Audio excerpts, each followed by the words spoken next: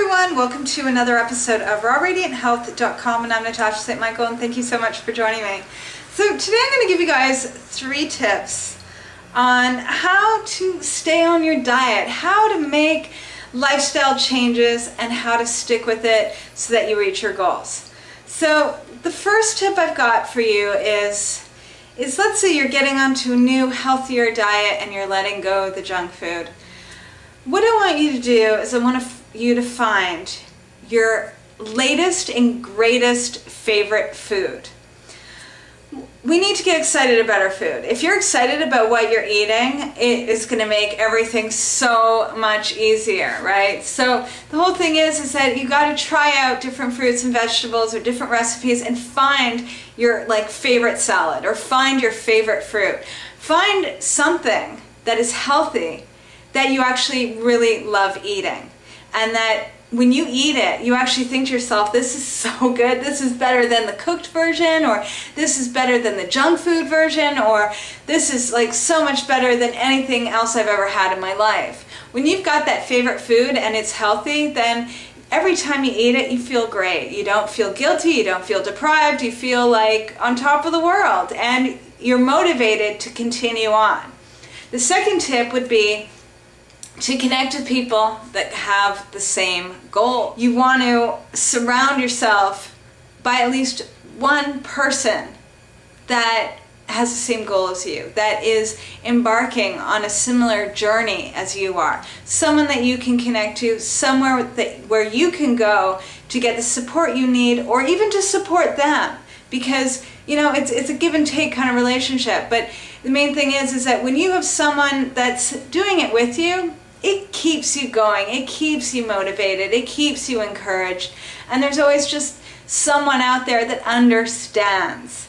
I find that, you know, it's like if there's one person you can go to, then at those weak moments when you're just thinking about giving in, or there's temptation around, or you're feeling discouraged, or whatever it is, that just having that one person to go to that can sort of, you know, zap you back into reality and remind you of your goals, then, you know, it's much easier to continue on. And also, too, you're not carrying such a heavy load. You know, there's someone else sort of carrying it with you. And the last tip I have for you is to make short-term goals. Okay, it's great to have a long-term goal of, let's say, like reversing some sort of health condition, or clearing up your acne, or losing weight, or whatever it is. It's great to have, like, it's important to know what you want in the long term.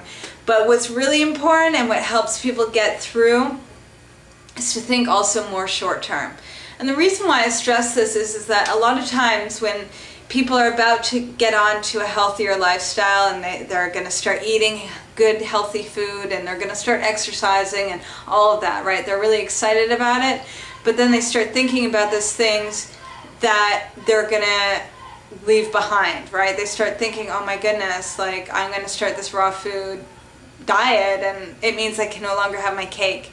And so they, you know, they think it's forever, right? And so next thing you know, they go through like a major binge before going on to the raw food diet to sort of get as much cake in as possible before they let it go forever. And when you look at things sort of like all or nothing, a lot of times, you know, that might work for a few days, but over time, and even over just a week, people start getting really freaked out and frustrated and having all sorts of cravings because they're thinking they can no longer have these certain foods. And when you tell with a lot of people, if you tell them you can no longer have something, it's like the rebellious part of themselves comes out, and they're like, well, I want it now even more. You know, it's like you tell someone that never ate brownies before that suddenly they can never have a brownie again. Next thing you know, that's all they're going to be thinking about 24 hours a day is having a brownie, and they never even ate a brownie before, you know. So this happens to a lot of people. I have a lot of coaching clients that go through this, that I always find it's better, instead of being like, I'm going to be 100% raw for the rest of my life, to just be like, you know what, I'm going to be 100% raw for the next few days, for the next week. And then I'm going to like go back and sort of see how things are going. And if I want to continue, great. If not, then, you know, I will adjust things. But I just find when it's like you don't look at everything like it's permanent and forever. It's much easier to sustain. It's much easier to continue on. When I first got onto raw foods, for me it was a 2-week experiment. That's how I looked at it. I was just like, I'm going to do this for 2 weeks and you know, and see how it goes. I didn't think it was something I would do forever, and 2 weeks turned into years, you know, but it was really, and I've always sort of maintained that with myself, even to this day. Like, I always tell myself I'm open to, you know, if one day I want to go back and eat cooked foods, fine, you know, no problem. And I can do it tonight, I can do it tomorrow, whenever I want to. And I've always had that agreement with myself, and I just find by giving myself a little bit of room that way, I don't fall off, because I always have that option open. It is always open for me. And therefore, I'm not rebelling against anything. I don't feel like I'm deprived. I don't feel nothing, because if I really want something, I'll give it to myself. I can have it. It's all right.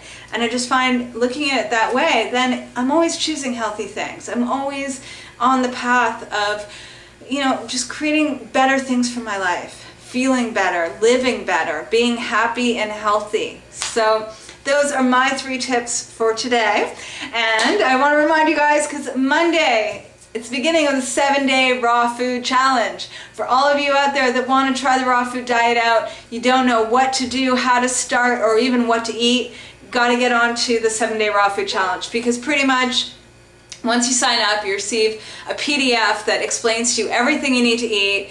You get like a menu planner. You get to choose the recipes too. You're given all these recipes, but there's tons of recipes to choose from, so you get to decide what it is you want to eat, and there's a shopping list that goes with it. And pretty much for 7 days you access a forum where you meet everyone else from around the world that are participating on the 7-day challenge. So you're not alone. You get super support. You can ask questions. I'm on the forum every day answering all the questions.